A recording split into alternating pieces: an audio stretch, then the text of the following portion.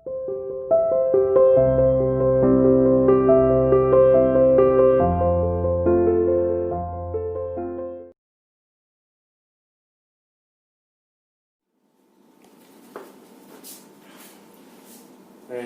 is that a convex lens, an object 5 cm high is held 25 cm from a convex lens of focal length 10 cm. Find the position, nature and size of the image. Is the image is real or virtual? देखो बेटा, हमें height of object ये given है कितनी 5 centimetre is held 25 centimetre from the convex lens means object को 25 centimetre के distance पे रख रखा है कन्वेक्स लेंस के सामने। तो ऑब्जेक्ट डिस्टेंस को u से डिनोट करते हैं, तो 25 सेंटीमीटर तो u की वैल्यू कितनी हो जाएगी minus 25 centimetre. Focal length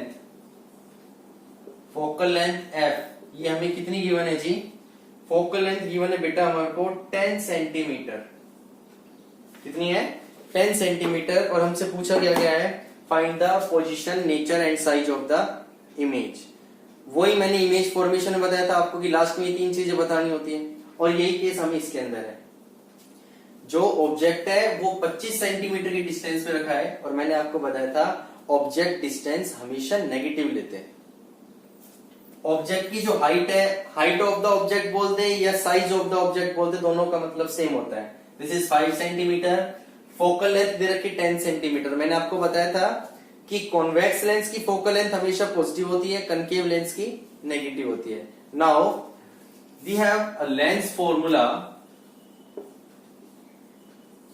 lens formula क्या होता है बच्चे, 1/f is equal to 1/v minus 1/u. The formula which gives the relationship between focal length, image distance and object distance. मैंने साइन कन्वेंशन में आपको ये नहीं करवाया, न्यूमेरिकल के साथ ही इसलिए बता रहा हूं ताकि आप इसमें समझ में आए आपको। The formula which gives the relationship between focal length, image distance and object distance. इन तीनों वैल्यू में से कोई भी 2 वैल्यू आपको गिवन होगी और third value you have to find out. 1/f is equal to 1/v minus 1/u। अगर मुझे v की वैल्यू निकालनी तो वो क्या होगी 1/f is plus 1/u। और अगर हमें u की वैल्यू निकालनी है तो वो क्या होगी जी 1/v माइनस के 1/f। ये याद रखना बेटा, क्योंकि कई बच्चों का क्वेश्चन इन्हीं स्टेप में गलत हो जाता है कि वैल्यू को लेफ्ट से राइट में लाने में, राइट से लेफ्ट में ले जाने में। यहाँ साइन कन्वेंशन लगता है भाई, माइनस का u है, ये इधर आके किसका होगा प्लस का हो जाएगा, तो 1/v is equal to 1/f plus 1/u। ये माइनस का 1/u इधर आ गया, 1/f उधर चला गया, तो 1/u is equal to 1/v minus 1/f। अब हमें इसमें निकालना क्या है, पोजीशन, नेचर और size.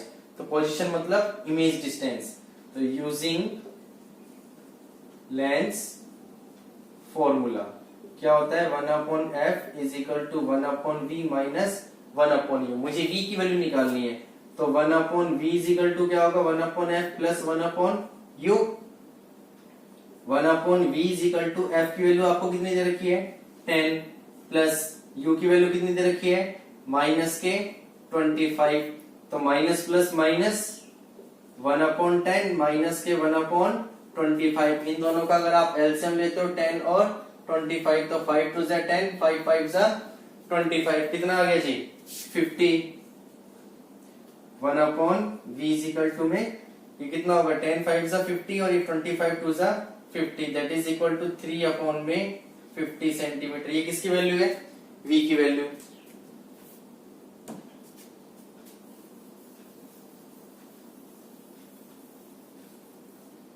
Then 1/v is equal to में आया हमारे पास 3/50 और v की वैल्यू कितनी हो जाएगी 50/3 सेंटीमीटर। ये हमारे पास v की वैल्यू आ गई।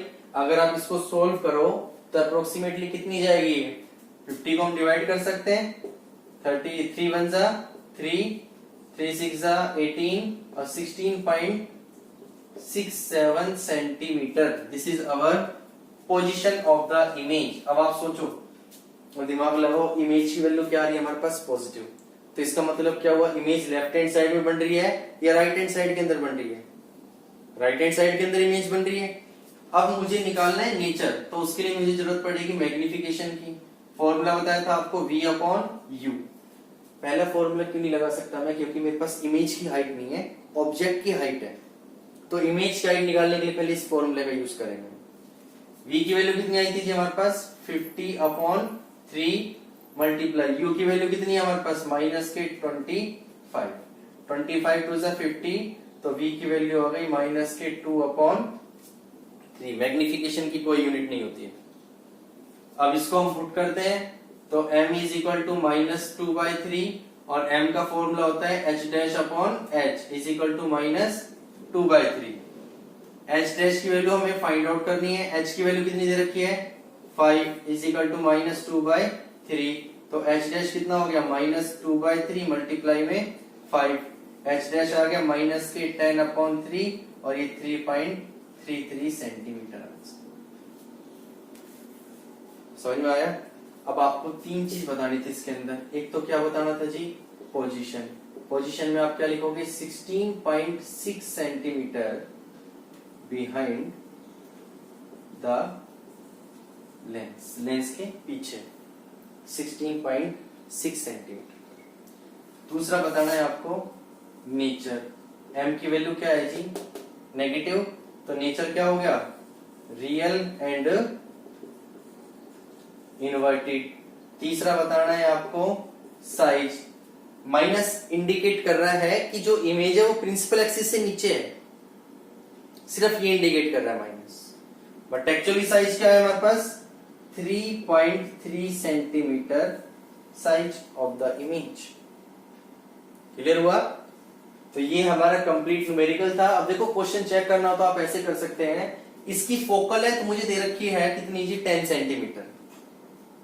कितनी है 10 सेंटीमीटर। तो f1 की वैल्यू 10, f2 कितना हो गया 20 और ऑब्जेक्ट को रख रखा है 25, मतलब 2f2 से पीछे बियॉन्ड 2f2। तो इसकी इमेज क्या बनेगी बिटवीन f1 और 2f1। तो इस तरफ हम देख रहे हैं राइट हैंड साइड में, तो फोकल लेंथ तो वही 10 रहेगी और 2f20, तो 20 और 10 के बीच में इमेज बन गई। और इमेज कैसी बनती है ऑब्जेक्ट से छोटी। ऑब्जेक्ट 5 का है, इमेज बन गई 3.3 सेंटीमीटर। हर जगह साइन कन्वेंशन फॉलो होगा और रे डायग्राम से हम अपने आंसर को चेक कर सकते हैं अगर हमारे पास रे डायग्राम माइंड में इमेज है तो। क्लियर?